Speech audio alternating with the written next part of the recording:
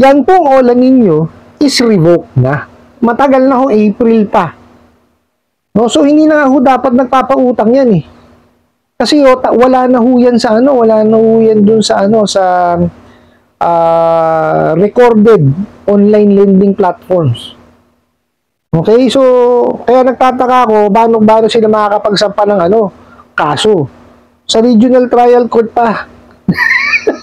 Tapos istapa pa. O di ba? Matindi. May nagtanong sa akin, Merry Christmas, Happy New Year, Boss Ray. Totoo kaya yung sinasabi ni na nakasampa na sa regional court yung kaso ko daw na estafa daw? Kilala mo po ba si attorney sa legal complaint and judicial hearing? Please help po, sana matulungan mo po sana ako. Di kasi ako mapanatag eh. Alright, napakagandang katanungan po nito. Pero bago natin sasagutin, imbitahan ko muna sana kayo. Napakisuportahan niyo po sana aking mga social media accounts sa YouTube, Facebook, and TikTok. Alright, Merry Christmas din po sa inyo and Happy New Year. At sana po kumbaga nairaos po natin yung Christmas ng matiwasay. At itong darating na New Year, ganun din po sana. No? Dun ho sana, pakiusap ko lang dun sa mga sumusunod sa tradisyon, yung mga nagpapapotok, iba yung ingat po, no? Kasi ako, hindi ko nakaugalian yan dahil yung pulbura niyan, bawal ho sa akin dahil hikain ho ako eh. Ano po? So, sagutin ho natin itong inyong katanungan, okay? Tinatanong niyo ho kung totoo ba yung sinasabi nung abusadong OLA ninyo na nakasampa na daw sa regional court. Anong regional court po? Baka sa regional trial court, pero saan po region? Okay, tapos ang sinampa sa inyo, estafa. Okay. Kasi ganito yan, no? Hindi ho kasi ako naniniwala na makakapagsampa ng kaso yung mga abusadong online lending apps. Bakit po? Unang-una, kasi marami na ho silang nilabag ng mga batas, di pa? Yung yung Data Privacy Act, the Truth in Lending Act. Tapos, yung pong ceiling on interest rate, prohibition on unfair debt collection practices, tsaka yung Consumer Act of the Philippines po, di ba? Tapos bukod doon, yan pong OLA ninyo is revoked na. Matagal na ho, April pa. No, so hindi na ho dapat nagpapautang yan eh. Kasi wala na ho yan sa wala na ho yan dun sa sa recorded online lending platforms. Okay, so kaya nagtataka ako paano sila makakapagsampa ng kaso sa regional trial court pa. Tapos istapa pa. O di ba? Matindi. Tsaka isa pa hong dahilan kung bakit hindi makakapagsampa ng kaso yan, saan nila i-address? Di ba? Di ba? Bukod doon sa revoke yan, yung mga abusado online lending apps na yan, wala namang physical office dito yan. Oh. Yun? Requirement ho sa korte yun. Di ba? Kasi tingnan nyo, ganito lang yan. Lahat ho naman ng lending, financing, bangko, and even OLAs, may karapatan ho magsampa ng kaso yan. No? So, siyempre, pag magsasampa ka ng kaso, dun sa home court mo, kung saan ka naka-address. O, di ba? Hindi ka naman po pwede na, kumbaga, ako, para sa akin, hindi practical na magsasampa ka ng kaso dun sa lugar mo, sasampahan mo. Siyempre, dito sa lugar mo. Diba? Kung naka-address ka, for example, sa Makati, sa Makati ka magsasampa ng kaso. Nasaan ba naka-address yan? O, di ba? Kaya hindi mo magsasampa ng kaso yan. Tapos estafa pa.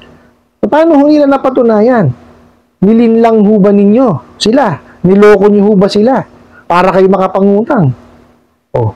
Dapat nalaman nila yon. Kasi, kailangan yan dumaan sa proseso yan ng credit investigation, background investigation, verification yan. Paano ho nila mapapatunayan na nilinlang nyo sila or dinaya nyo sila para kayo makapanghiram kung wala sa proseso yung ginagawa nilang pagpapautang? Di ba? So, malabo na kagad. Di ba? Ako, yun ho ang aking opinion. No? Hindi ho ako hindi ho ako abogado, maniningil po ako. Disclaimer po yan, no? Pero pinakamaganda dyan, magtanong ho kayo sa mga abogado, no? Pero ako, sasabihin ko sa inyo talaga, diretsahan, ito, base sa opinion ko, hindi makakapagsampa yan. Dahil nga, sinabi ko na ho sa inyo, ang daming nilabag na, na batas niyan, tsaka na mga memorandum. Tapos wala pang physical address dito sa Pilipinas. Paano makakapagsampa ng kaso? So, tinatakot lang ho kayo niya. Di ho ba? Tsaka nakita nyo, ang kinaso sa inyo, criminal case, estafa. Oh. Ang pagkahuusaping utang at hindi pa lang po nababayaran, no? Small claims po ang nakakasakop dyan. Lalo na po kung yan is 1 million pababa. Siyempre, ola to eh. So, pasok siya dun sa 1 million pababa. Okay? Dun nga po pala sa mga nagtatanong, kung pasok na daw yung 20,000, 50,000, 30,000, 70,000, basta ho siya between 1 million to 1 peso. Kaya nga ho 1 million pababa ho yun eh. Okay? So pasok ho siya.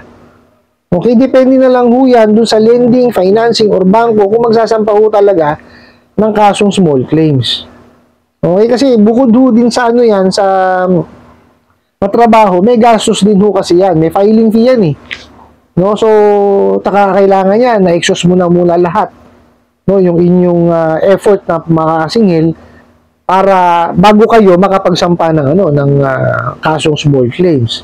So, matagal na proseso po yan. Okay? Pero meron ho nagsasampa talaga yan. No? Pero itong abusadong online lending apps na to, ay wala na to, rebook na to, paano makakapagsampa ng kaso to? Baka siya pabalik ta rin. Di ba? Kasi, ang daming nilabag. Sinabi ko na ho kanina, di ba? Alang physical address. Rebook pa. O, di ho ba? O, paano makakapagsampa ng kaso yan? Nak ng kamote, o. O, tapos tinatanong niya po kung kilala ko itong abogado na to. Na sa taga-legal complaint and judicial hearing. Ano yun? Di ba? Pero chinek ko ho, okay? Chinek ko ho siya sa website po ng Supreme Court. Okay? Ito po siya, no. Nakita niyo yung merong red rectangular tapos nakaturo ho diyan na sa sc.judiciary.gov.ph. Diyan niyo po siya hanapin, no.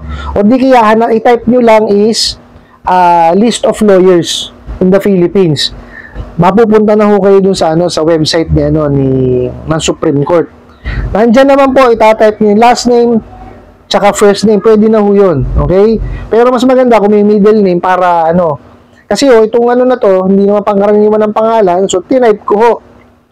Nakita niyo sa baba no matching records found. So ibig sabihin hindi ho abogado yan. Okay, tinatakot lang ho kayo niyan. Gumagawa na naman ho ng ng usap yang yung mga abusadong online lending apps na yan. So, nagsisinungaling na naman. Okay? Ako ho sa inyo, ipanatag nyo ho yung inyong sarili kasi wala naman ho maidudulot pag in-stress nyo sarili ninyo. Okay? Maano lang ho kayo, magkakaroon kayo ng anxiety, depression. O, diba? Another gastos na naman sa inyo kasi syempre, kailangan nyo magpatingin. Diba? Para magamot. So, ang gawin nyo ho is maghanap po kayo ng tao na pwede nyo kausapin. Yung mahihingahan nyo po. Importante ho yan. Kasi hindi nyo kayang yung sasarilinin nyo lang. Okay? Ito yung ginagawa ko is lang po to awareness. No? Hindi ho ako yung kagaya ng iba na pwedeng tumulong sa inyo sa pagpapail ho ng complaint. Kasi meron ho akong sariling hanap buhay. Ako ho'y maniningil. May day job ho ako. Ito, sinisingit lang ho natin to para makatulong ho ako sa inyo na mabigyan ko ho kayo ng wisdom, no, regarding ho sa mga nakalatag na ho na mga batas, regarding dyan ho sa mga sa pagpapautang, di po ba? Tapos kahit pa paano, syempre para maibsan po natin yung mga nararamdaman po nung mga naabuso, itong mga abusadong online lending apps ito, may mga depression, anxiety, tsaka yung emotional stress, no? Yun lang ho ang kaya kong gawin, no? Kasi may mga nagsasabi bakit hindi ko raw pangunahan, no, na magpunta ho sa CIDG o sa NBI. Hindi ko ho porte yan eh. Tsaka ito pakakatandaan ninyo, ang maaari lamang pong magsampa ng complaint is yung mga naabuso po. Kayo ang mga naabuso. Okay? Kayo ho magpapail ng complaint yan. Okay? Tsaka ho, makakatulong sa inyo dyan is yung mga ibang tao rin po na naabuso na. Kagaya po ni Kajani, ng Janitor TV. So, ano yun? Shoutout Kajani, siya ho naabuso din. Okay? Nagpapail din ho siya ng cases. So, sa kanya ho kayo magtanong. Tapos, check nyo rin po yung ni Madam Kikay Bautista. Si Ma'am Kikay, naabuso rin yan. No, sila ho yung mga tao makakatulong sa inyo kasi meron ho silang tawag dito, experience dyan. Ako ho wala maniningil ho ako okay? Although nung nakaraan, nakaranas ako ng harassment, no, tawag dito, hindi naman ho sa aking utang yun. Okay, ginawa lang ho akong reference, pati ho ako binalagbag. Di ba? So, hindi ho ako, file ako ng complaint on my own. Okay? Kasi kayo ho ang tatanungin kung ano ginawa sa inyo. Di ba? Kayo ho magpapakita ng proof kung ano ho yung sinabi sa inyo at ginawa sa inyo. Di ba? So, ang makakasagot lang ho niya at makakatulong lang ho sa inyo, yung sarili nyo lang din. Nabulol tuloy ako. Sorry po. Di po ba? So, yun po, kayo ho ang mag-file. Diyan no sa description box po ng aking YouTube channel. Meron po yan iMessage. Alam ko ho, yan po ang ginagamit niyo para makapagsampa ho ng complaint sa SEC. Tapos, pwede rin ho kayo lumapit sa PNP tsaka sa NBI, Cybercrime Division. Pwede ho kayo mag-file dun sa mga yon. Kayo ho ang kailangan mag-file niyan. Kung kailangan niyo ho ng tulong, kay Kajani nga po, o di kaya kay Madam Kikay. Kasi sila ho talaga, may experience ho talaga sila dyan sa mga mass filing na yan. No? Ako ho, wala talaga Okay, ako ho, maniningil ho ako. Binibigay ko, ang kaya kong ibigay na tulong sa inyo is yung wisdom. No, yung kaalaman na may mga nakalatag na pong batas dyan, ma-inspire ko rin po yung mga naabuso. Itong mga abusadong online lending apps na to. No? Doon po sa nagtanong, pakalmayin nyo yung sarili nyo. No? Kaya sinabi ko kanina, maghanap po kayo ng taong po pwede nyo kausapin para mahingahan nyo ng problema. Tapos, tuloy lang ho ang buhay. Maghanap buhay kayo ng kung ano yung ginagawa nyo sa pagtatrabaho po ninyo. Yung usual. Tsaka nyo ho pag-ipunan, tsaka nyo siya bayaran. Tapos, pagkatapos nun, tabi nyo yung proof of payment ninyo. Tapos, magpalit na kayo na SIM card kung wala naman na kayong babayarang utang. Diba? Tapos, make sure po, nilinisin nyo po yung inyong telepono. No, mas mainam nga ho yan, sabi ng IT namin, i-reformat ninyo. Tapos, make sure that your social media is secured. And then, yung mga nanakaw po na mga contact numbers dun sa inyong contact list nitong mga abusadong online lending apps, pangunahan nyo na po, message nyo na humingi na kayo ng kapatawaran, pasensya na kamo kung maaabala sila o kung naabala na sila. Kasi nga, hindi nyo naman alam na gano'n ang magtrabaho itong mga abusadong online lending apps. Maintindihan naman ho kayo kasi sa dami na ho ng lumalabas ngayon sa social media and even ho sa print ads tsaka po sa media. Malalaman na rin nila yung mga kalokohan itong mga abusadong online lending apps na to. I hope nasagot ko po itong katanungan na to at sana po yung makatulong. Maraming salamat po sa inyong walang sawang pagsuporta at panonood sa aking mga videos. Maraming salamat po sa inyong pag-like, pag-share, pag-comment at pagtatanong. And kunin ko na rin po itong opportunity na to na ibitahan po sana kayo na pakisuportahan po sana ang aking mga social media account sa YouTube, Facebook and TikTok. Hanggang sa muli po. Yun lang.